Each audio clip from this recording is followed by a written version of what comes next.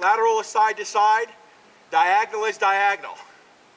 So when we step towards their hip, what we're doing is, when we change their direction, is we're making a lateral step to catch the eye, then we're making a linear step to get them to come in. And as we're doing that, we're switching hands. And then we're making a diagonal step, and we spin the stick. Or you wiggle the stick, whatever you're doing to get that pressure.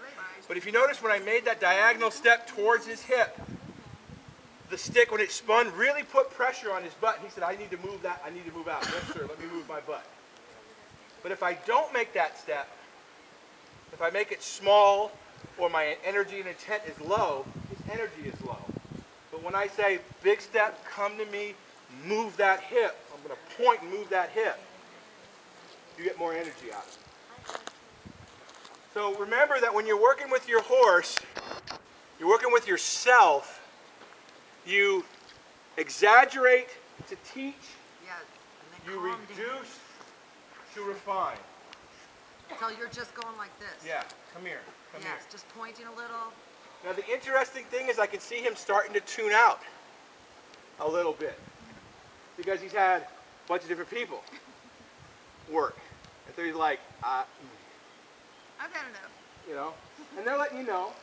Now, what I want you to do is I want you to get a couple of good direction changes from him. I want you really taking those big steps, drawing him in, really think about your body, making that big diagonal step. If you get one good direction change each way, stop and quit him. Then draw him in and rub him and let him rest. That's the other thing that we talk about timing. You need to know when to quit. Okay? We as humans, we see this all the time. We are very linear in our thinking. We go, go, go, go, go, go, go. We achieve one goal, we go right on to the next one. We achieve a goal, we go right on to the next one. You got to remember, especially some of you who are novices, that is not how they think. They learn from the release of pressure. We were told over and over by Shayna, remember to rest your horses. Rest is as important as what you're teaching them. So when we were riding over at Gail's place at one point, he really wanted to be near the gate. And I was trotting him, and it's still very difficult for him to carry my 200-plus pound ass on his poor body. But we rested him, but we rested him in that far corner. You can hang out here. Resting is good. I can breathe. And you look over to the gate, I'm like, don't even pay attention to that gate, because you're not going to ever rest near that gate. Since you want to rest there, we're never resting there. We're gonna lope a little by it. We're gonna do some groundwork by it. We're gonna trot by it. And finally, I said, "You want to rest?" He's like, "No, let's go. I'm gonna keep going because I'm gonna go to that corner because that's where I get the rest is over there." I can rest here, Dad. Yeah, you can rest right there. And that rest, you see them improve and improve and improve and improve. So give them their rest periods. Give yourself the rest period. With anything that's physical, your body needs a chance to reflect and interpret it. Because you all seem like very intelligent people. I'm going to give you that, okay? I don't know about that. But how many of us have trained our bodies physically in some way, shape, or form? We've done a sport. We've done a martial art. We've done something that's very physically demanding. How do we teach the body to do something? We repeat it and repeat it and repeat it, and then we rest. And then we repeat it and repeat it. Why do we practice? Because we get better each time. But when do we really digest what we learn? When we're home in the we're home sleeping. Oh my God, that martial art practice, I got bruises everywhere. I'm never gonna do that again. Okay? I can tell you from experience, I've been doing Eastern and Western martial arts almost my entire life.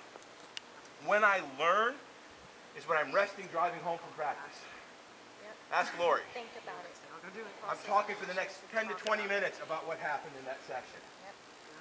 My body language is good. My defense was weak here. I was this, I was that. And you play it back in your head. When you don't have a lot of time to work with your horses, try to use visualization. You know, when you're walking down the hall at work, you know, people are going to think you're weird, but that's okay. I do this all the time in my office. And my boss has finally figured out that I'm just kind of doing weird stuff, and he's just going to let me do it. But I have a corridor at work, and I'll practice diagonal step. Diagonal step. And I'm thinking, spin the stick. Oh my God! Right? Spin the stick. Doing the diagonal step. I just want to take the stick to the grocery store to keep people away from me, I tell you. You know? Or I asked one of the gals at work the other day to come here. I said, come here. Oh, sorry. And she went, what? It came right to me. I'm like, okay, that's awesome. I should have learned that when I was a teenager. As a young man, I could have got more girls that way. Hey, how you doing, cutie? Come here, you know? Oh my gosh. But it was awesome. And she goes, I can't believe I just followed you like that. Yeah. You called me like a dog. I said, actually, I called you like a horse, but that's a little different. And she kind of laughed. I said, it was body language. You were reading that intent, you know? Yes. When we push them, we're increasing our presence. When we do those diagonally forward steps, or we do those linear steps forward, we're increasing our energy, we're increasing our intent, we're increasing our output. When we pull back or we move away from them, we're actually decreasing the amount of energy that they feel, and they feel pulled into us. The Italians call it, that step is actually called an increscere, because you're increasing, and then the decrescere is to pull it back. You're increasing in your opponent's vision, you're decreasing in your opponent's vision. And so that's what we work on. Get a couple direction changes, then we're going to take lunch. So it's all on you now. Oh, with that, thanks, Michael. No worries. No, I was just going to tell Denise that it's a good thing to have teenagers and stuff come to our group because we're so friendly and we help them and don't tell them they're doing stuff wrong. You can't do anything wrong. Put it all on her. Yeah. We're waiting on you, so get it right. Just practice that. Think about that. You're doing a lot of stuff really good. You really are. Make it bigger. He doesn't understand. So you can read and write. He's learning the alphabet. So your job is to say big. So let's try it. I'll stay here and you move them out and I'll follow. Because I don't. So give him a little, and then so what I want, see how he's not quite getting it? Step back a little so you can see it. There you go. Now, point up high. That's how we're going to go. Now you're going to take this tip, this stick, and you're going to step forward. He interprets it that way. So, okay. So we're going to turn it. So we're going to go this way. So that way. There you go. There you go. So, point again. Look at him. So what you're really thinking about is your eye, your eye is focused on his eye, but your body is I'm going to the tour stop anyway, but I'm not waiting to see that.